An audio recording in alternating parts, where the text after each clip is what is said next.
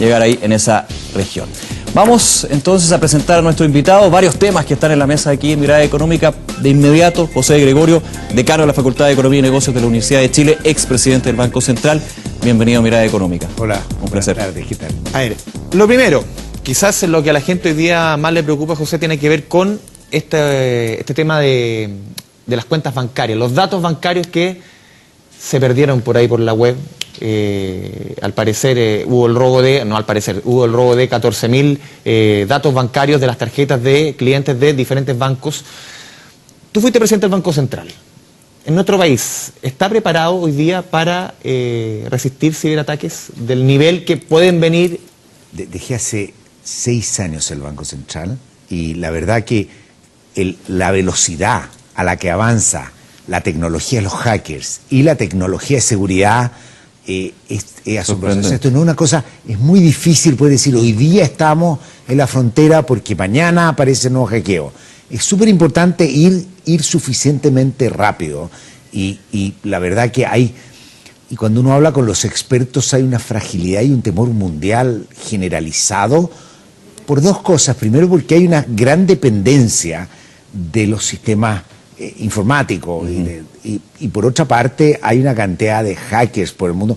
Nosotros vimos cosas internacionales que han pasado últimamente de primer orden. Le pasó a un banco en Chile, ¿no es cierto?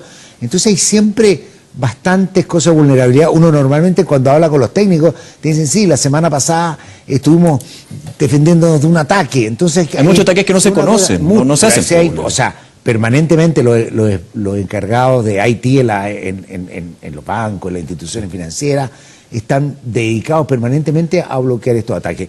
No me atrevería yo a decir no tengo la capacidad de poder hacer una evaluación si estamos o no estamos preparados. Obviamente, este tipo de cosas como lo que pasó ayer pasa. Lo más importante es la capacidad de respuesta que tiene uno. Porque no siempre van a haber filtraciones de datos, siempre la pregunta de fondo es cómo nosotros somos capaces de ir respondiendo. Y hay dos maneras, a mi juicio, de responder. Una es pensar que aquí hay que prohibir todo, hay que rigidizar todo, cosa que para mí sería un tremendo error. Lo que hay que hacer es actuar muy rápido, circunscribir el problema, pero permitir que el sistema de pago se siga desarrollando, ¿no? Esto no puede significar trabas al sistema de pago. Lo decía el ministro de Hacienda, de hecho, que se mantiene sin ningún problema el orden, el sistema de pagos frente a esta situación. Pero que hay un punto, ¿cómo se recupera la confianza desde los bancos? Muchos han dicho, bueno, el día de hoy nadie quería hacer una compra con tarjeta de crédito, pese a que son 14.000 de un universo bastante más amplio. Estamos hablando de un porcentaje bastante menor para el total de plásticos que están en Chile. Bueno, en general yo me atrevería a decir que efectivamente existe temor.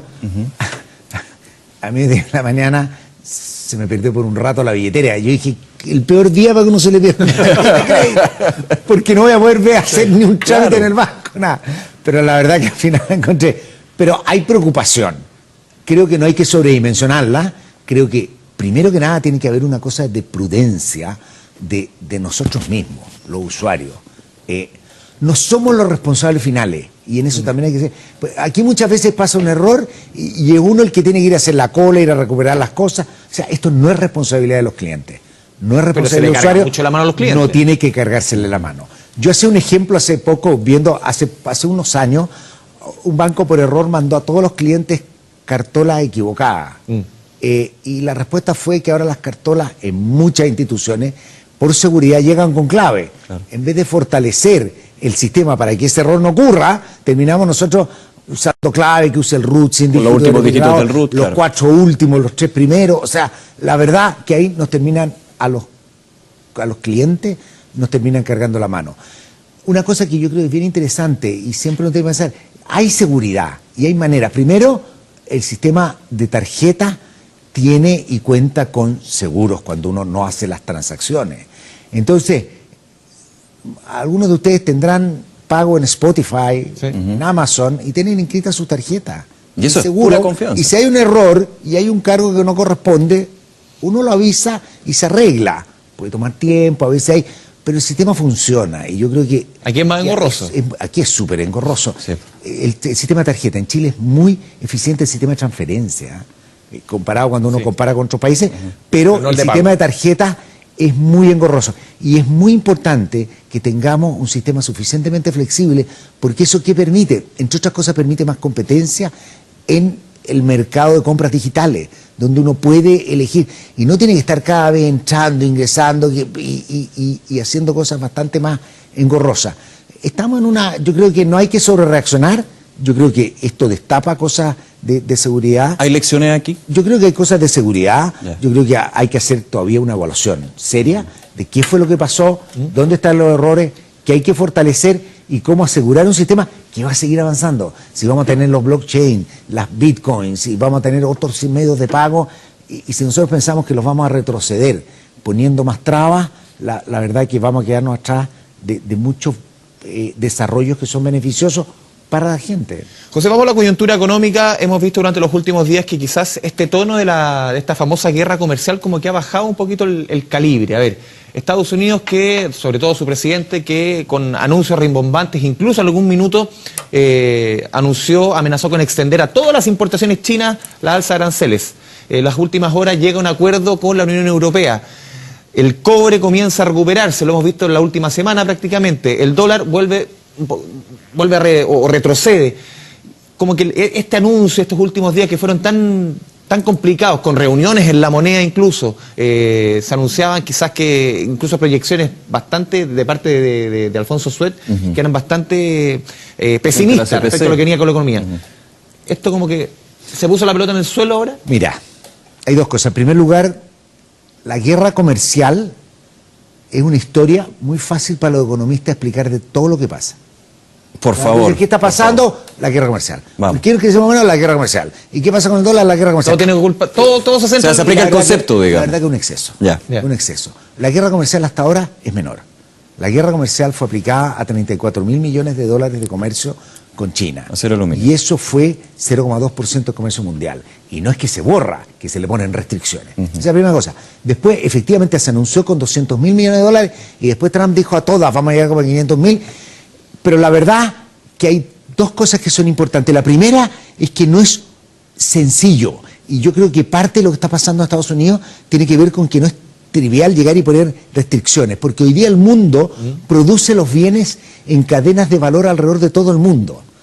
No es que el iPhone se termina de producir en China, pero parte en California, da la vuelta por todo el mundo. Entonces tú dices, sí, le voy a poner un impuesto a los iPhone que llegan de China, por ejemplo, de Estados Unidos. Pero eso lo que termina es poniéndole una tarifa a todo el comercio y al final afectando a una empresa de origen de Estados Unidos. Entonces, la predicción de muchos era que iba a ser difícil avanzar mucho en la guerra.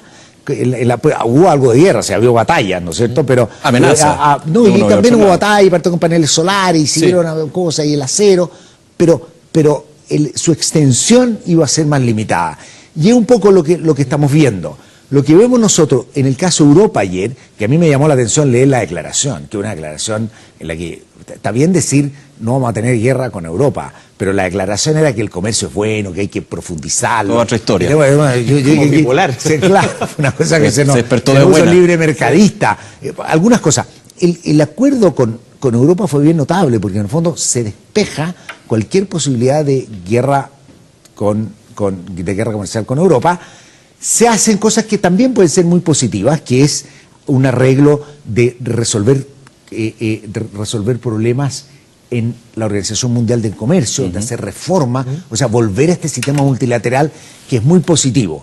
Hay quienes dicen esto es porque se quieren focalizar en China, pero de alguna otra manera esto yo diría está eliminando, existía el temor y existe el temor de que esta guerra se pueda profundizar mucho.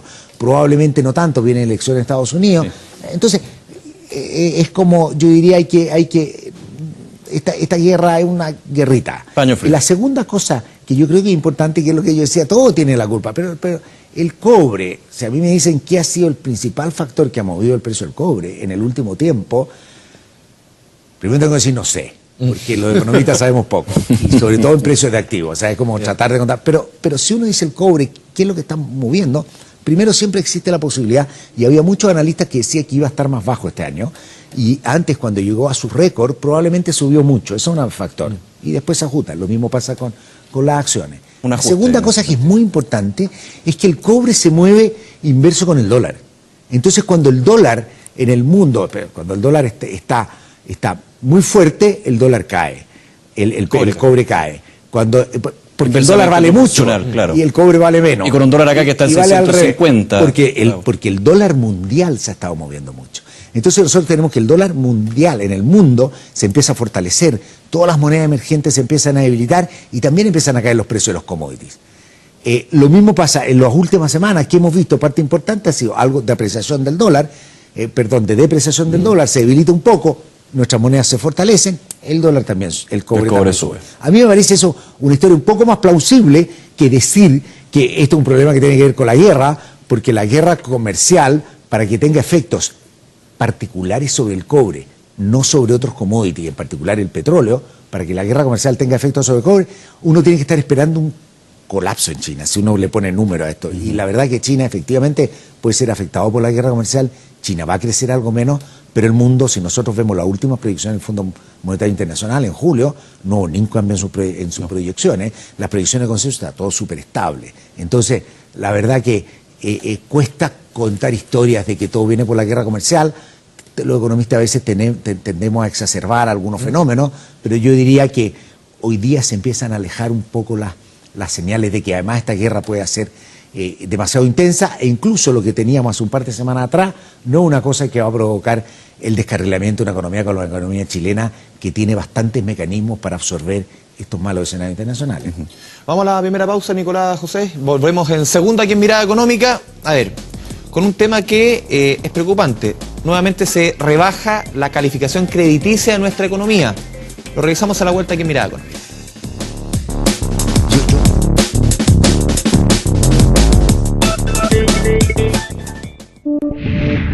¿Alguna vez soñaste o llegaste a imaginar cómo sería el monitor ideal para desarrollar tus ideas? Samsung lo hizo para ti y ya está en Chile.